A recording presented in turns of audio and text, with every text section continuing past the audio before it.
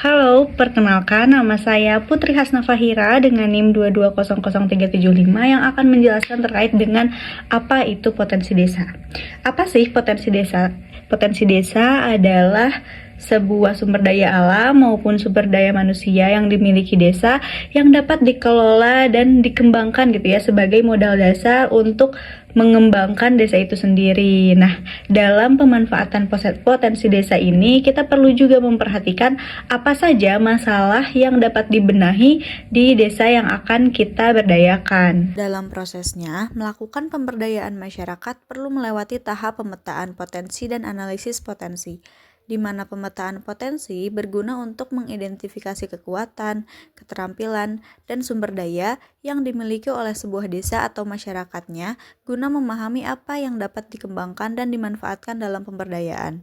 Adapun analisis potensi dilakukan untuk mengidentifikasi tantangan, hambatan, dan peluang yang ada sebagai pendukung dan penguat alasan mengapa potensi tersebut harus dikembangkan.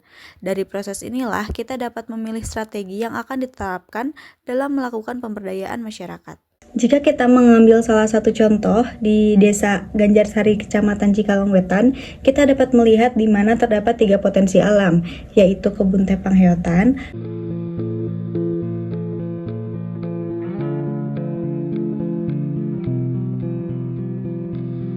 kemudian destinasi wisata mata air Cisaladah,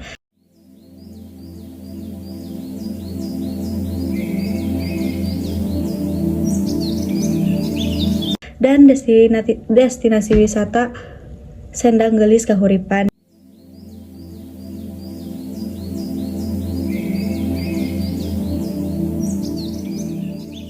Mana 3 destinasi wisata ini dapat dimanfaatkan dan dikembangkan untuk kebermanfaatannya bagi masyarakat desa. Misalnya dengan mata air Sendang Gelis Kahuripan kita bisa memanfaatkannya melalui konsep CBT atau Community Based Tourism, di mana yang diturunkan kepada 4 konsep lagi gitu ya. Yang pertama itu Projob, di mana potensi yang dikembangkan itu dapat menjadi mata pencaharian baru bagi masyarakat desa. Kemudian Progrowth, di mana potensi yang dikembangkan ini dapat berkelanjutan. Kemudian Propur, di mana potensi yang dikembangkan dapat bermanfaat atau berpihak kepada masyarakat yang miskin. Kemudian juga Pro Environment, di mana potensi yang dikembangkan ini dapat bersifat ramah lingkungan gitu. Nah, kemudian dari konsep ini kita bisa mengangkat 3 prinsip. Yang pertama itu prinsip something to see, di mana jika kita melihat gitu ya dari adanya mata air Sendang Gelis Kahuripan, something to see ini digambarkan sebagai sesuatu yang bisa kita lihat, sesuatu yang bisa kita nikmati.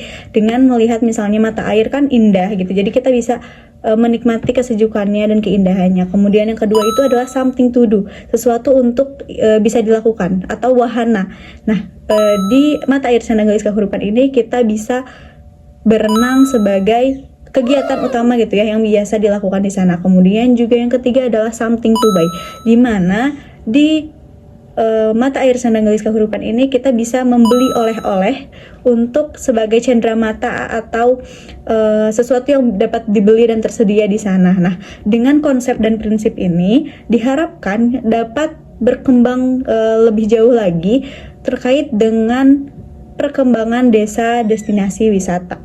Diharapkan dengan konsep dan prinsip yang tadi disebutkan dapat membantu sedikitnya perekonomian gitu ya dari masyarakat Desa Ganjarsari, yang tentunya perlu ada kerjasama dari berbagai pihak, yaitu pihak pemerintah, baik pemerintah daerah maupun pemerintah pusat. Kemudian juga ada kerjasama dari pihak-pihak yang stakeholder gitu ya, sebagai stakeholder di Desa Ganjarsari, dan juga pemuda sebagai salah satu modal dalam bentuk sumber daya manusia yang perlu secara langsung terjun dalam pengelolaan sumber daya alam ini sebagai potensi dari Desa Ganjarsari. Nah, mungkin cukup sekian yang bisa saya sampaikan. Wassalamualaikum warahmatullahi wabarakatuh.